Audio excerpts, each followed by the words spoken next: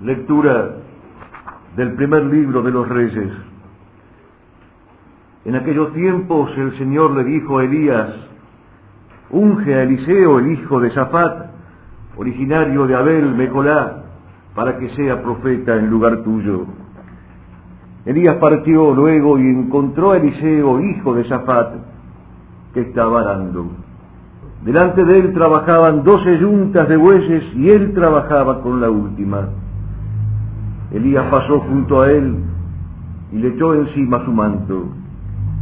Entonces Eliseo abandonó sus bueyes, corrió detrás de Elías y le dijo: déjame dar a mis padres el beso de despedida y después te seguiré.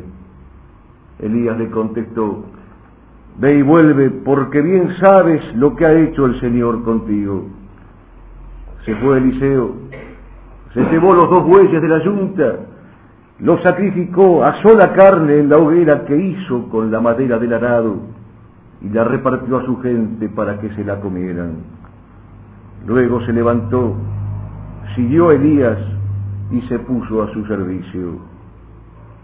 Palabra de Dios.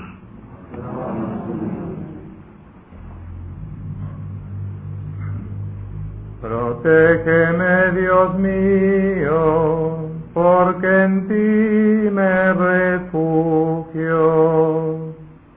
Protégeme, Dios mío, porque en ti me refugio.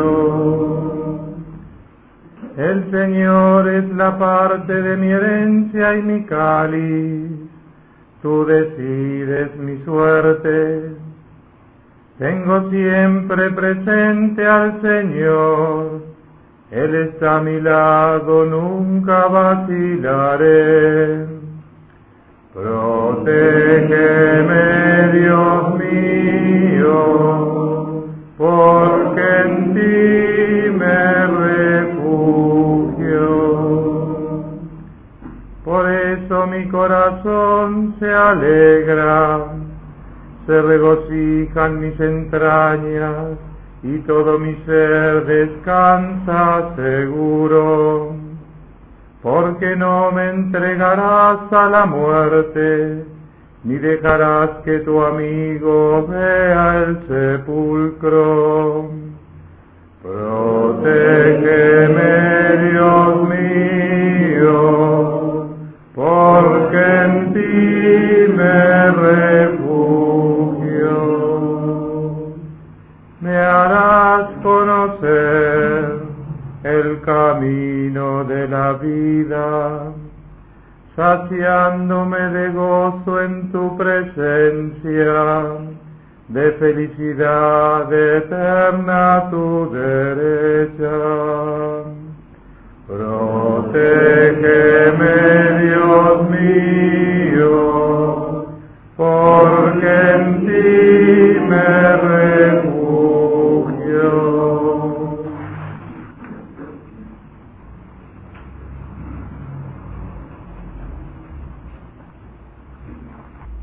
Lectura de la carta del apóstol San Pablo a los Gálatas. Cristo nos ha liberado para que seamos hombres libres. Permaneced firmes y no os dejéis poner de nuevo el yugo de la esclavitud. Hermanos, vosotros habéis sido llamados a ser hombres libres, pero procurad que la libertad no sea un pretexto para dar rienda suelta a las pasiones. Antes bien, servíos unos a otros por amor. Porque toda la ley se resume en este precepto: amarás a tu prójimo como a ti mismo. Pero si os mordéis y devoráis los unos a los otros, llegaréis a destruiros mutuamente. Yo os digo, dejaos conducir por el Espíritu y no os dejéis arrastrar por las apetencias de la carne, porque la carne lucha contra el Espíritu y el Espíritu contra la carne. Pues estas cosas están una frente a la otra, para que no hagáis lo que queréis. Pues si os dejáis conducir por el Espíritu, no estáis bajo la ley. Palabra de Dios.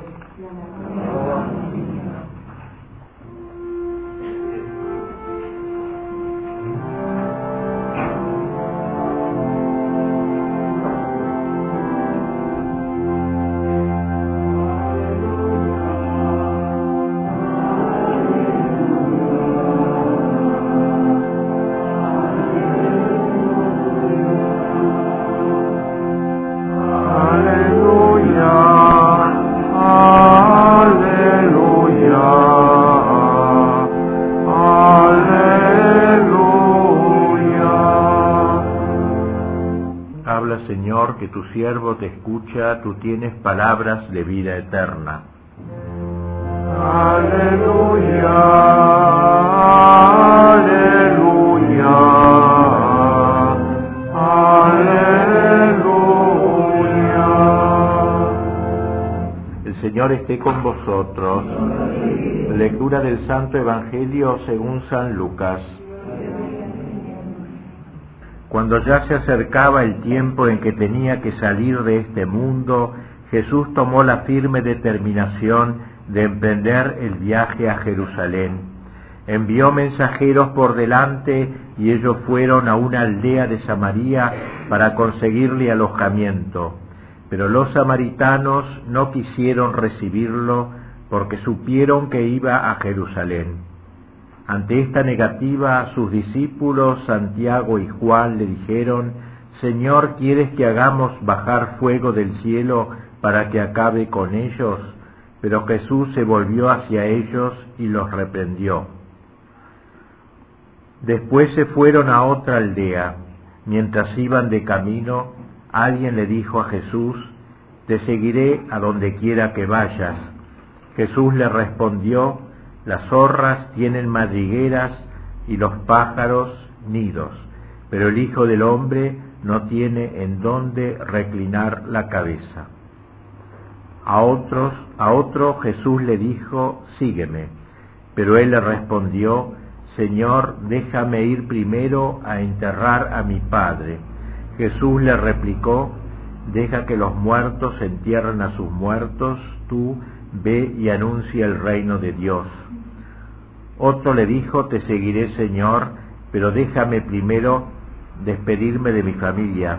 Jesús le contestó: El que empuña el arado y mira hacia atrás no sirve para el reino de Dios. Palabra de Dios.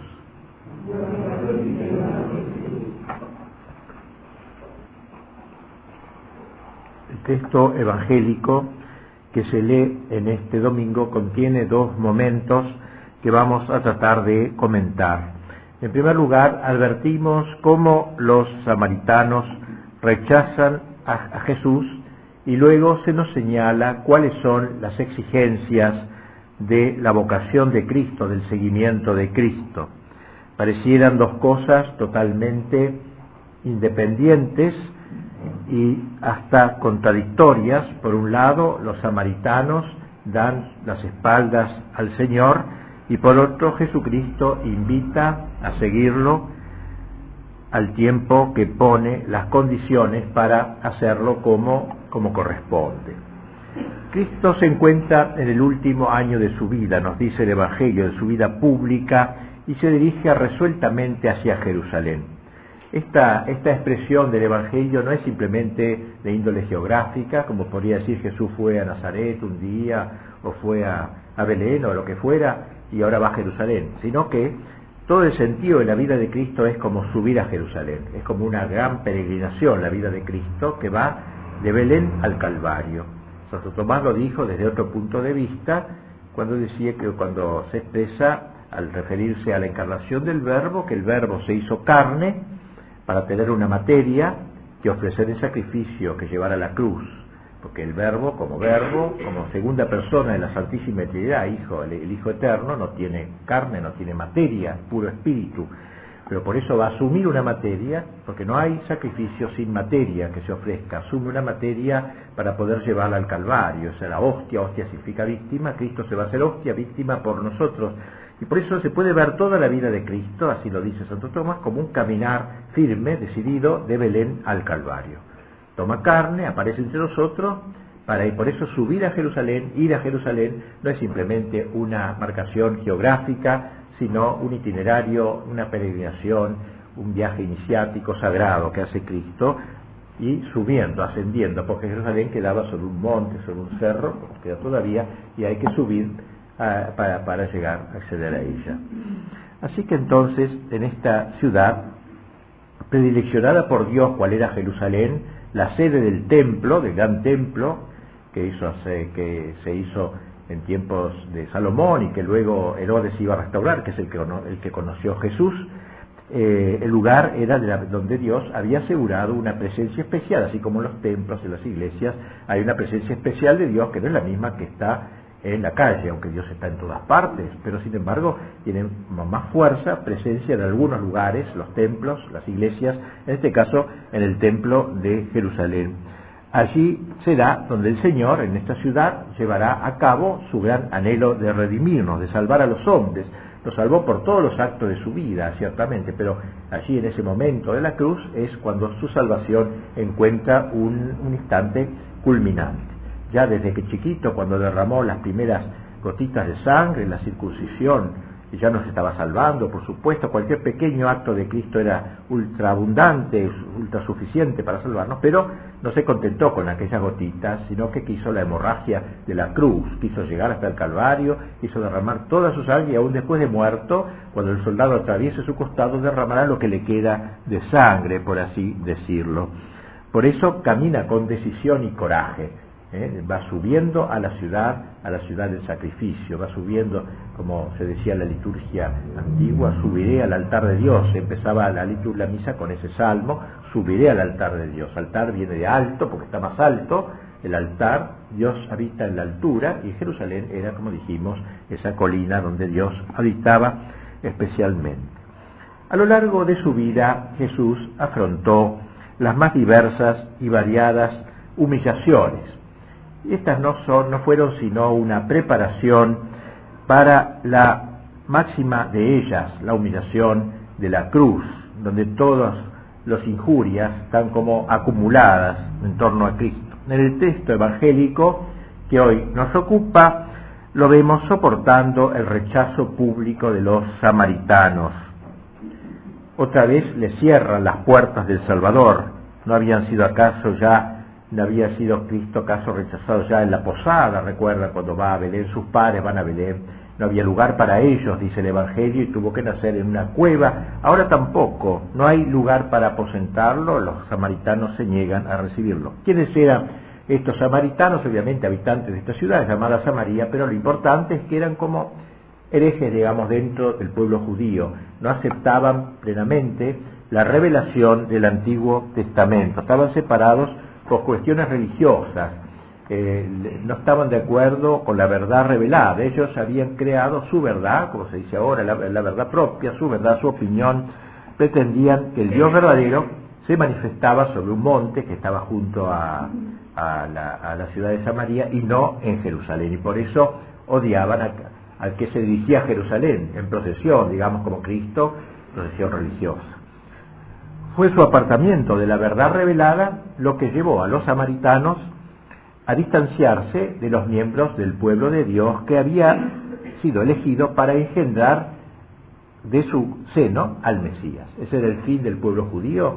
Dios lo había creado, del pueblo elegido, para eso, para que de él saliera el Mesías a través de la Virgen, que es la hija de Sión, la hija perfecta, la judía perfecta, la fiel a los planes de Dios, y de allí iba a salir Cristo, el Mesías. Esa actitud, digamos, de rechazo de los samaritanos respecto de la verdad del Antiguo Testamento, que florecerá luego en el Nuevo, en Cristo mismo, que allí está frente a ellos, se prolonga, como sabemos bien, en la historia misma de la Iglesia, a lo largo de los siglos, principalmente a través de las herejías que, al negar algún aspecto de la verdad católica, que es integral y total, no se la puede tocar en parte sin dañar el conjunto, introducen divisiones y polémicas desgastantes y trágicas a veces dentro de la Iglesia.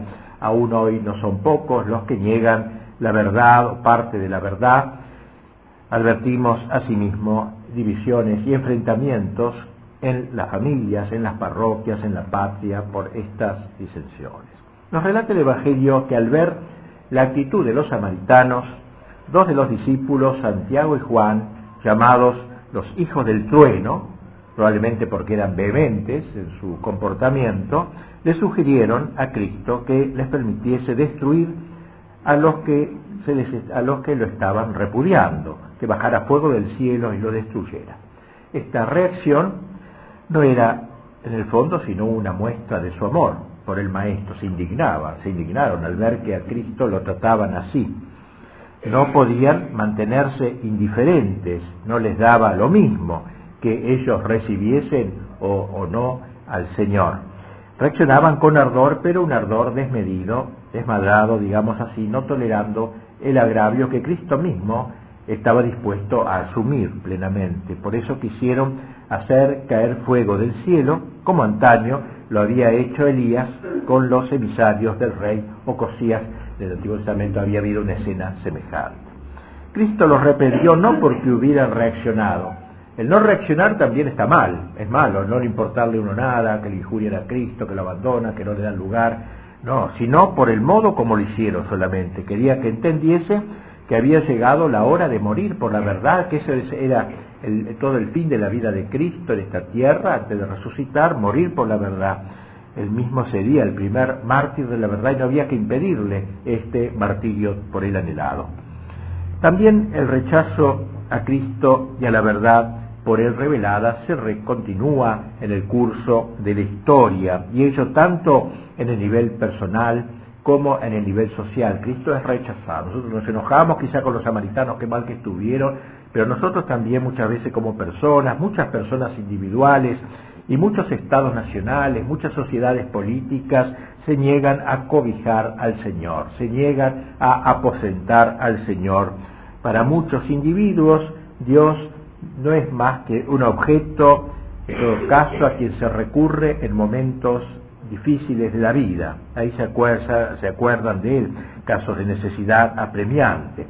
Y para muchas sociedades, para muchos estados, Dios es alguien que se puede rechazar, que se puede expulsar de las constituciones nacionales, de los parlamentos y de las casas de gobierno, o se los puede sustituir por cualquier ídolo del momento.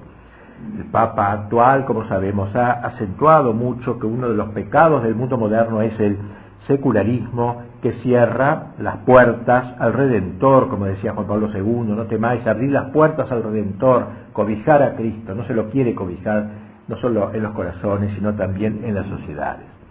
Frente al rechazo de los samaritanos, Jesús se confirmó en su propósito de seguir a Jerusalén y morir allí por todos, aún por aquellos que le negaban alojamiento. Si ellos lo rechazan, Él no los rechazaría. Y así se sigue comportando también ahora con nosotros, a pesar de nuestras miserias, de nuestros pecados individuales y sociales, a pesar de que a veces lo expulsamos de nuestras vidas, entregándose Él cada día en el altar por nosotros, en el silencio de los sagrarios, para curar nuestras enfermedades. Bien, tras haber sido rechazado por los samaritanos, señala el Evangelio que Cristo siguió su camino airosamente, altivamente, hacia el lugar del sacrificio, hacia el altar del Calvario, y durante ese trayecto invitó a varios a seguirlo al tiempo que les declaraba las exigencias requeridas para ello. El primero de ellos se le ofreció espontáneamente. Dice el Evangelio que le dijo, te seguiré a donde vayas. Según el texto paralelo de San Mateo, se trataba de un escriba, es decir, de un entendido en la Sagrada Escritura, un maestro de la antigüedad dentro del pueblo judío.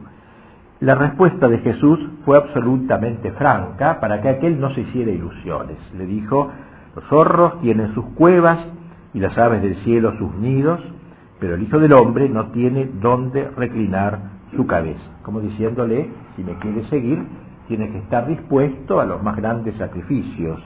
El seguimiento de Cristo supone el desprendimiento de todas las cosas, sobre todo el desprendimiento espiritual. No siempre a Dios le pide a uno el desprendimiento material de las cosas, pero sí el desprendimiento espiritual, en no anclarnos, en no echar raíces en este mundo, en las cosas terrenas, no solo de las cosas materiales, que no es a veces lo más difícil, sino sobre todo de las espirituales, que el amor propio, la búsqueda del aplauso, del quedar bien, de que la gente lo considere, de fama, de poder, es decir, la renuncia a la codicia, la vanidad, la ambición, el anhelo de ser reconocido y aplaudido por todos y premiado por los demás.